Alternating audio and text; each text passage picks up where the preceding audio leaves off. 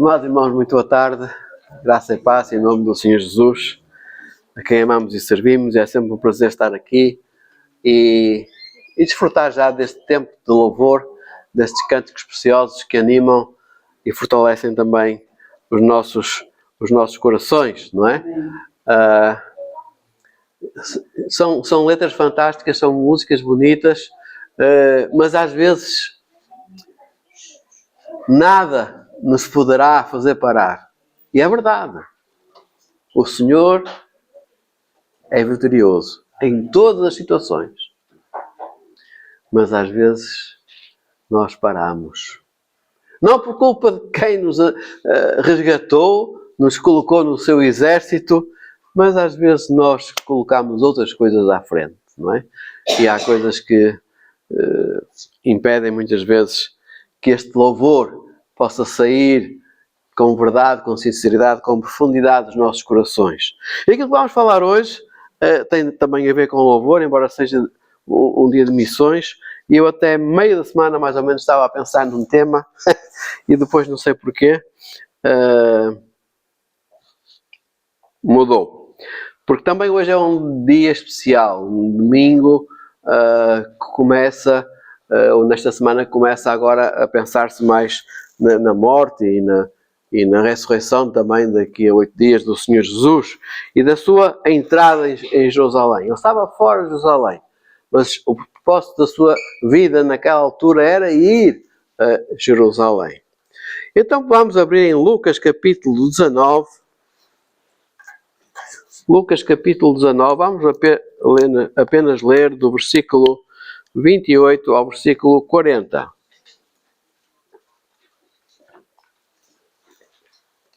Lucas 19, 28. E diz assim: E dito isso, ia caminhando adiante para Jerusalém. E aconteceu que, chegando perto de Betfagé e de Betânia, ao monte chamado das Oliveiras, mandou 2 dos seus discípulos, dizendo: Ide à aldeia que está de fronte, e aí, ao entrares, achareis preso um jumentinho, em que nenhum homem ainda montou. Soltai-o e trazei-o. E se alguém vos perguntar por que é que o soltais, assim lhes direis: porque o Senhor precisa dele. E indo os que haviam sido mandados, acharam como lhes dissera. E quando soltaram o jumentinho, os seus donos lhe disseram: por que soltais o jumentinho? E eles responderam: o Senhor precisa dele. E trouxeram-no a Jesus. E lançando sobre o jumentinho as suas vestes, puseram Jesus em cima. Indo eles, estendiam no caminho as suas vestes. E quando já chegava perto da descida do Monte das Oliveiras, toda a multidão dos discípulos, regozijando-se, começou a dar louvores a Deus em alta voz, por todas as maravilhas que tinham visto, dizendo: Bendito o Rei que vem em nome do Senhor, paz no céu e glória nas alturas. E disseram-lhe dentre a multidão alguns dos fariseus: Mestre, repreende os seus discípulos. Respondendo ele, disse-lhes: Digo-vos que, se estes se calarem, as próprias pedras clamarão. Que o Senhor possa abençoar a sua palavra aos nossos corações esta tarde. Gostaria de falar de uma missão possível. Há aqueles filmes da Missão Impossível, não é? Esta última semana de Jesus, ou do Senhor Jesus, do ministério do Senhor Jesus, antes de ir à cruz, ocupa realmente a maior fatia dos evangelhos. Qualquer um deles, a percentagem que estes 8 dias ou 7 dias ocupam no relato do todo o evangelho é, sem dúvida, a maior delas, não é? Algumas, até 1/3 do evangelho dos 3 anos e meio do ministério do Senhor Jesus, ou até do tempo da sua, quando nasceu, é mais pequeno do que esta semana de apenas 7 dias. Porque era realmente o auge da sua missão. Era o acumular de tudo aquilo que ele vinha fazer a este mundo. Porque ele veio com uma missão. E todos nós também somos comissionados para alguma coisa, não é? A missão do Senhor Jesus estava bem definida. Ele sabia o que tinha que fazer. Ele sabia para o que veio. Ele sabia para onde ia. Nada foi por acaso. Não houve engano no GPS, não é? Não aconteceu nada que não estivesse já planeado desde muito tempo atrás. Sabemos, e está neste capítulo também 19 de Lucas, naquele dia em que ele esteve lá na casa de Zaqueu, que ele disse o que é que vinha fazer, qual era a sua missão. E qual era a sua missão? O Filho do Homem veio buscar e salvar o que se havia perdido. Esta era a missão do Senhor Jesus. Ele tinha que vir para que isto pudesse acontecer. De outra forma, continuaríamos perdidos para todo sempre. Mas graças a Deus que podemos cantar louvores ao seu nome, não é? E dizer que Ele é o nosso Salvador, não é? E que em breve vamos estar com Ele. E vamos entrar, não é? Como cantamos. Um após o outro vamos estar com o Senhor. E tudo aquilo que Ele está a preparar, tudo aquilo que está no coração de Deus para os seus filhos amados, vai ser contemplado e vai ser desfrutado por cada um de nós, se realmente somos seus filhos. Noutra ocasião, ele também disse, por outras palavras, a mesma coisa, mas definiu o que é que ele vinha fazer. Eu vim para que tenham vida e a tenham em abundância. Está no Evangelho de João, capítulo 10, versículo 10, não é? O ladrão não vem senão a matar, a roubar, a destruir, mas eu não vim fazer isso. Porque disso há muito quem faça. Eu vim para dar vida. E vida em abundância. E só em Cristo nós podemos desfrutar dessa vida. Mais ninguém. Mais nada nos pode satisfazer. Porque Ele, sendo Deus eterno, o Criador, como já pensamos, se humilhou, tomando a forma de homem, tornando-se servo, não é? E Ele também disse, em Marcos, capítulo 10, versículo 45, que fazia parte também da sua missão. Ele disse assim, o Filho do Homem não veio para ser servido, mas para servir e dar a sua vida em resgate de muitos. Esta era a missão do Senhor. Missão bem definida. Missão que Ele compreendeu que tinha que realizar. Missão que não falhou em nada. Ele veio para servir, não para ser servido. Ao ponto que Ele até lavou os pés aos discípulos, não é? E Pedro não queria. Porque Pedro, não, Senhor, tu lavas os pés a mim? Não, tu és o mestre. Eu que devo lavar a ti. Pedro, como podemos dizer hoje, take it easy. Oh, Pedro, tem calma, não é bem assim. Se não te lavar os pés, é uma desgraça, estás perdido. Se nós não formos lavados pelo sangue do Senhor Jesus, nós vamos continuar perdidos. Não importa se vimos à igreja, até se cantarmos louvores, até se fazemos tanta coisa, mas se não formos lavados e purificados pelo sangue de Cristo, vamos permanecendo nos nossos pecados. Ele veio para nos lavar, para nos purificar. Essa era a sua missão. E a sua missão foi realizada na sua plenitude. Porque ele lá na cruz do Calvário exclamou aquelas palavras, e vai haver agora na sexta-feira, não é? Aquele evento das 7 palavras da cruz, e uma delas é, está consumado. Tetelestai, está consumado. A obra que eu vim a realizar, a missão para a qual o Pai me enviou, foi totalmente realizada. Foi cumprida. Não ficou nada por fazer. Não falhou nada. Tudo foi realizado. Está consumado. E louvamos ao Senhor porque Ele foi fiel, obediente ao Pai até à morte. Mesmo quando estava a ser muito difícil, mesmo quando o seu suor estava a tornar em gotas de sangue, mesmo quando ele clamou, Pai, se é possível, passa de mim este cálice, mas não era possível. Ele tinha que ir à cruz, não porque fizesse algo mal, mas porque, sabem, Ele nos amava.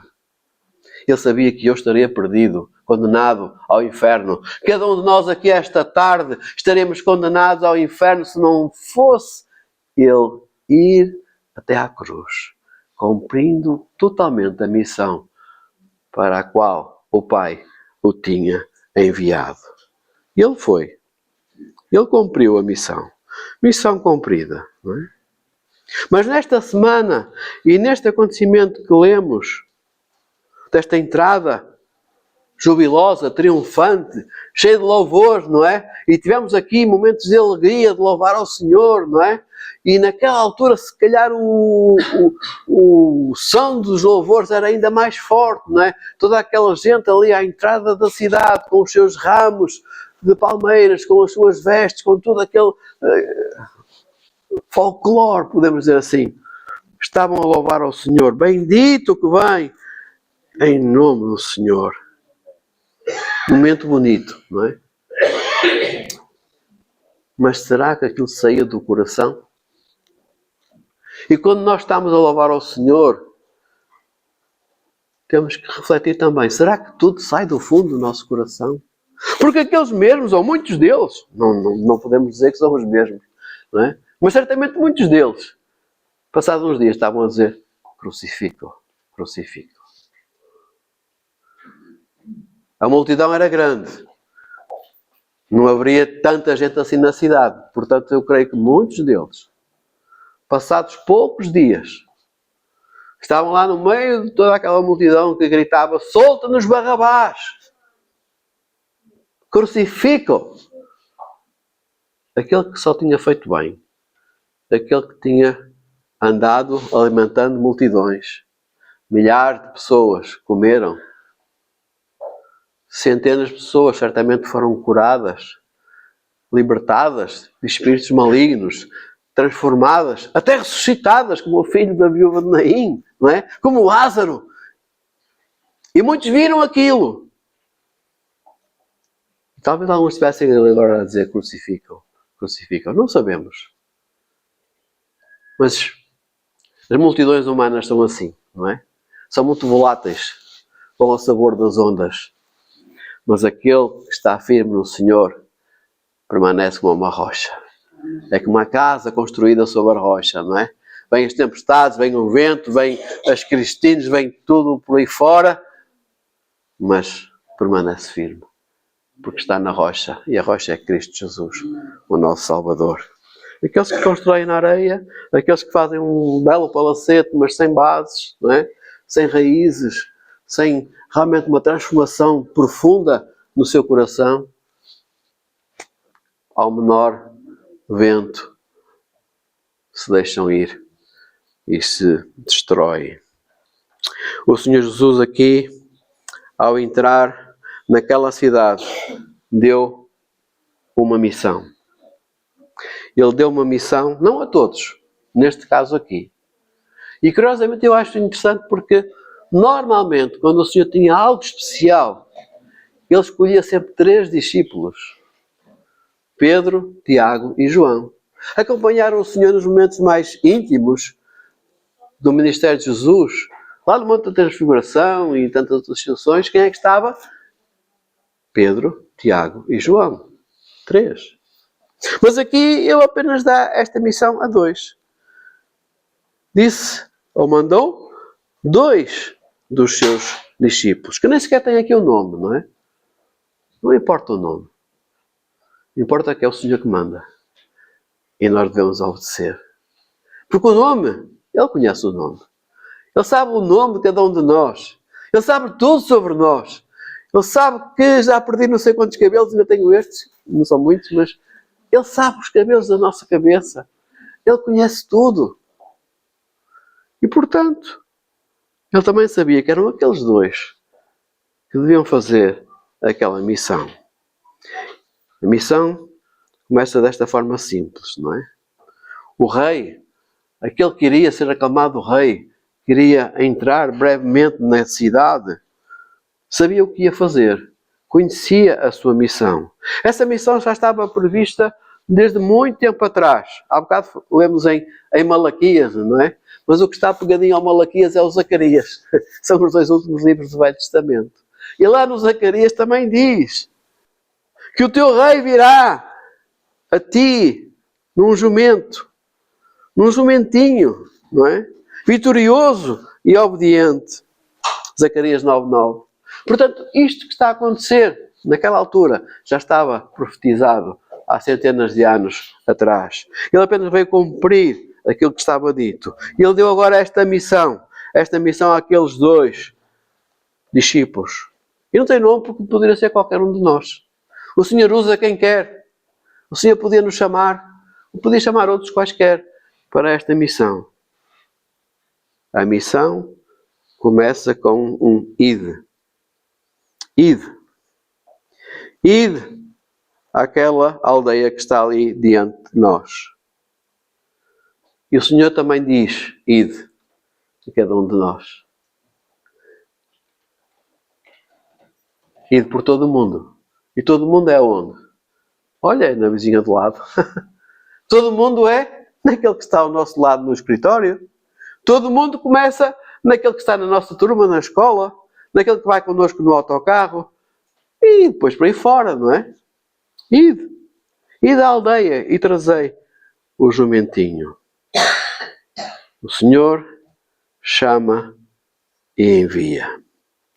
E missão, verdadeira missão, vem do Senhor.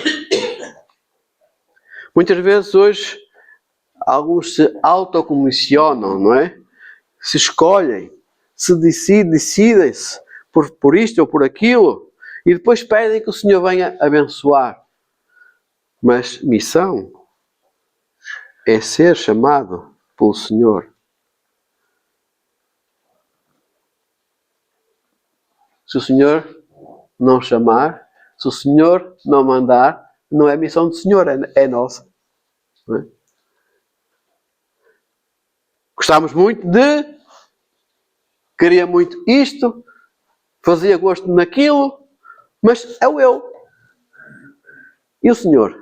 Será que o Senhor chamou? Será que o Senhor disse? O Salmo 127, o salmista diz lá, se o Senhor não edificar a casa, é bom trabalho os edificadores, não é? Não importa levantar cedo, madrugada, fazer tantas coisas, porque é o Senhor que deve chamar. E missão começa quando o Senhor chama, porque é o Senhor que vem do Senhor. A missão vem do Senhor.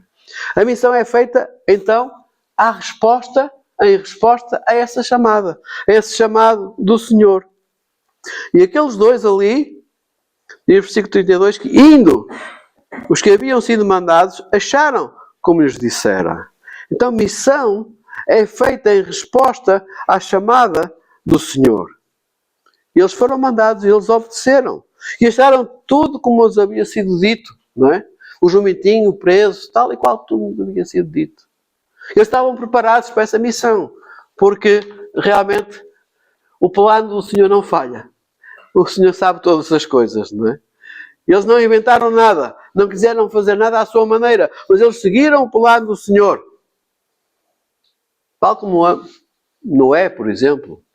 Não sei qual era a profissão de Noé. Não sei se era carpinteiro, ou se tinha uma grande oficina, ou se tinha estado a tirar o curso de arquitetura. Creio que não. Mas ele recebe a ordem do Senhor. Olha, Noé, constrói esta arca.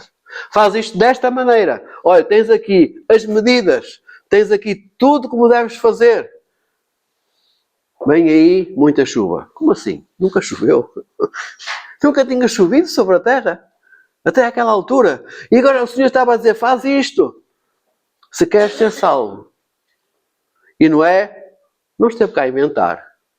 Não teve cá a pensar se calhar era melhor ter mais janelas para dar mais luz.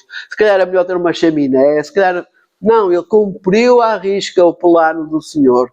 E o que sabemos é que passados aqueles dias todos de chuva imensa.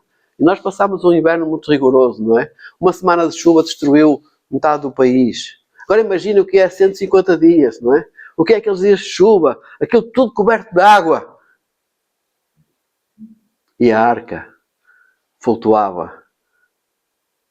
O Titanic, que era inafundável, não é?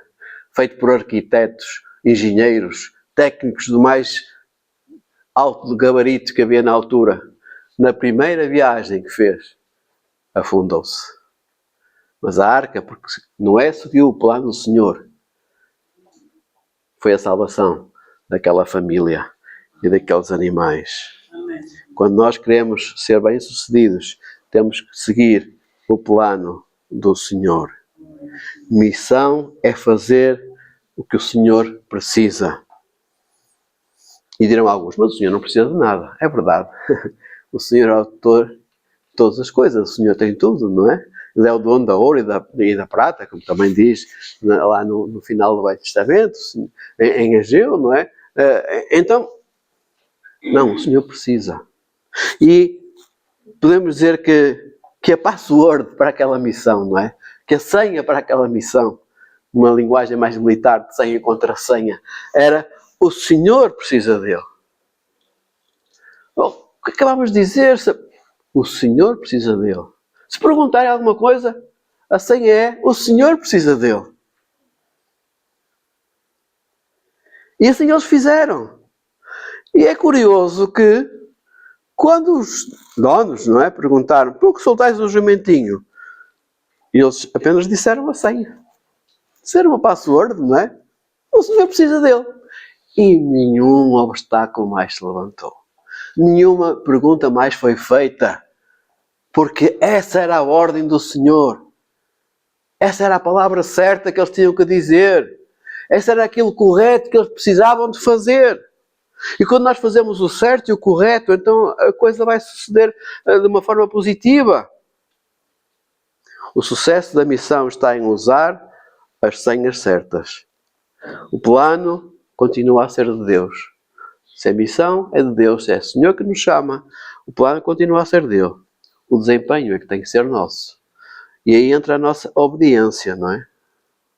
Porque se a senha, se a password for falsa, não entra, não funciona, não é? Alguma coisa dá mal, dá erro. O resultado é um desastre. Alguns tentaram usar as suas próprias fórmulas. Lá na parábola das bodas, no Evangelho de Mateus, no capítulo 22, nós encontramos lá os que nós chamamos em português de Portugal o Chico Esperto, não é? O Chico Esperto, que quis misturar-se lá no meio, não é? Que estava lá nas bodas, mas quando o rei entrou para ver os convidados, diz Mateus capítulo 22, versículo 11, viu ali um homem que não estava trajado com a veste nupcial. Ele não tinha usado a senha certa. E disse-lhe, amigo, como entraste aqui, não tendo veste nupcial? E ele emudeceu. Para me lembrar, estamos agora na semana da Páscoa, não é?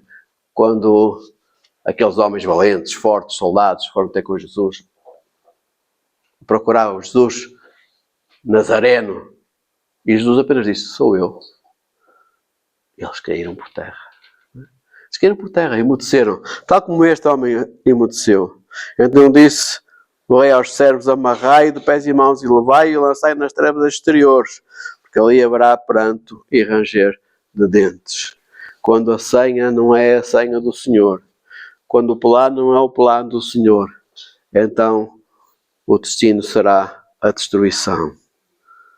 As palavras a ouvir serão, nunca vos conheci. O Senhor Jesus também diz isso, não é? Em Mateus capítulo 7, não é? Nunca vos conheci. Apartai-vos de mim, porque essa senha é falsa. Essa senha não funciona. Essa password não foi dada por mim. E, portanto, não vai resultar. Essa missão não vem do meu coração e vai falhar.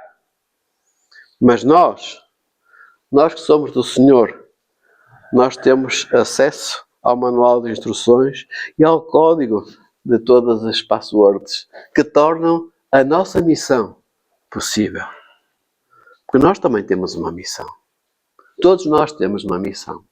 Não só aqueles que vão para a Índia, ou para a África, ou para qualquer outro país do mundo, distante do nosso, são missionários. Nós todos fomos comissionados para ser testemunhas. Para levar o Evangelho da graça de Deus, as boas novas de salvação aos que estão ainda perdidos. E tantos são à nossa volta, não é? mesmo nestes dias em que se fala muito de Cristo e da paixão de Cristo, quantos usam isso de uma forma ligeira, sem sequer sentirem, sem perceberem o valor da obra de Cristo na cruz do Calvário. Porque isso é o que tem valor.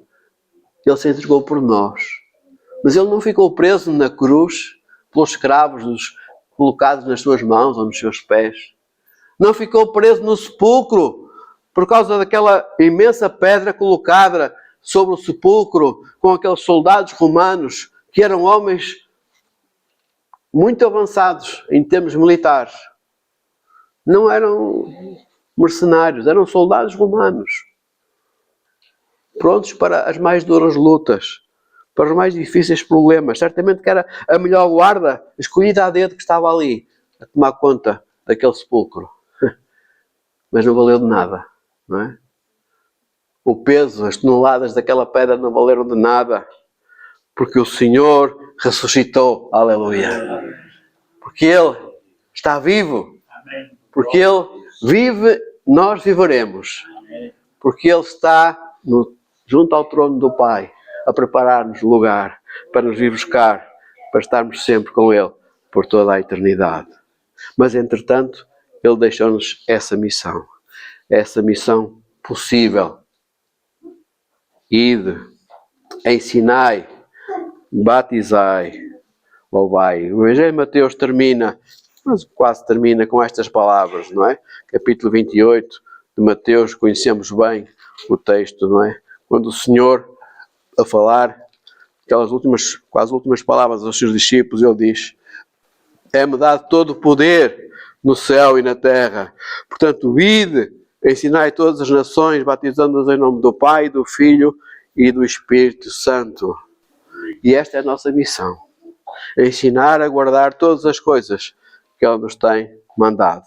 Daquelas coisas que estão no tal manual de instruções que Ele nos deixou, que é a sua palavra. Uma palavra infalível.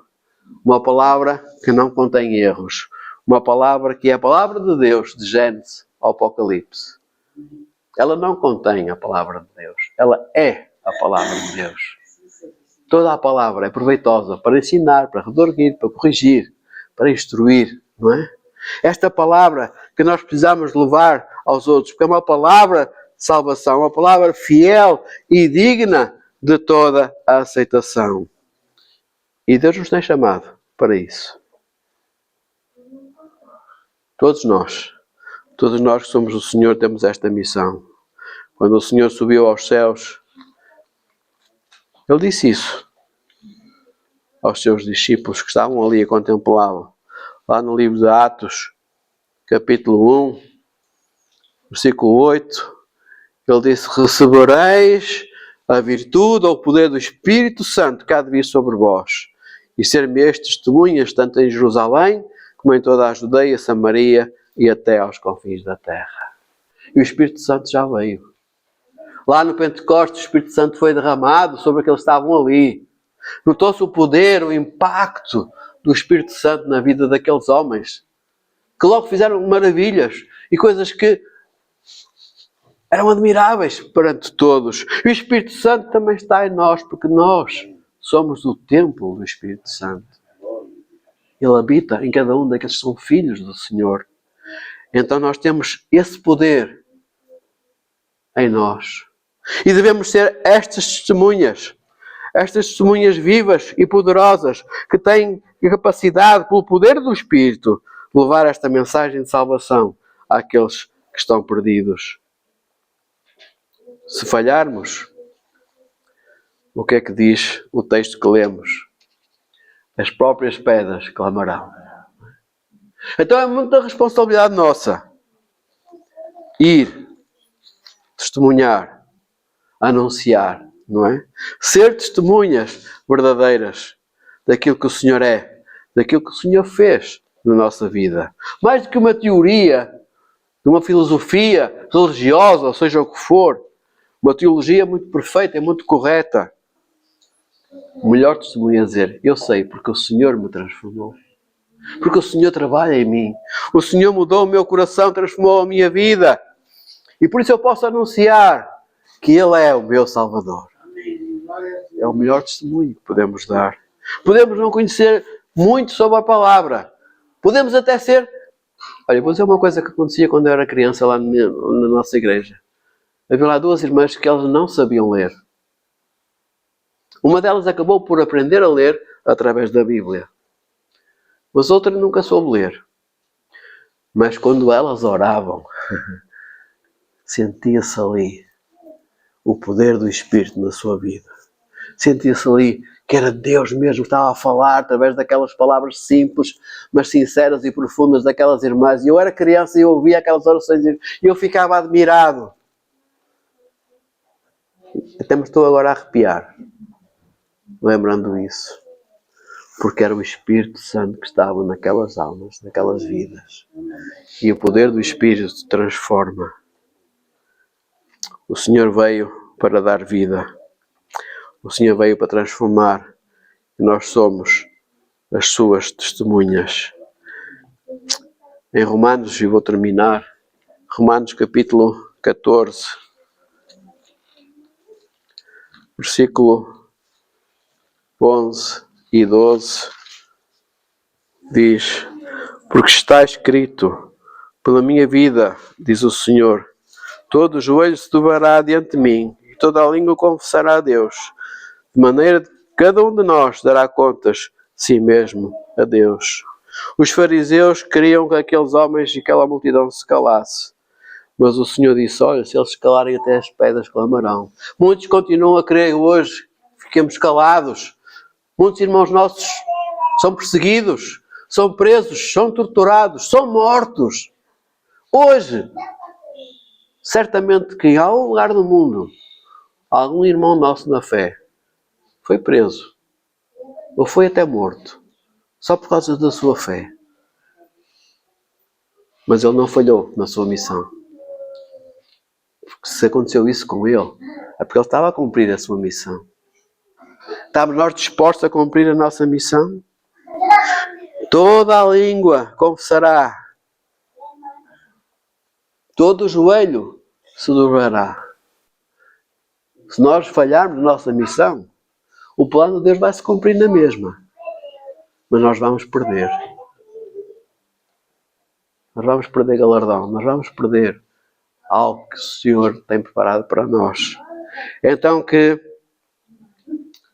nestes dias, especialmente nesta semana em que tanto se fala da morte e da ressurreição do Senhor Jesus, que nós possamos cumprir a nossa missão.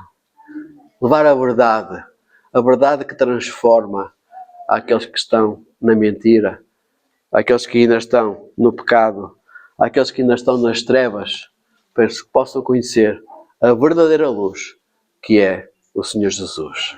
Que o Senhor nos abençoe.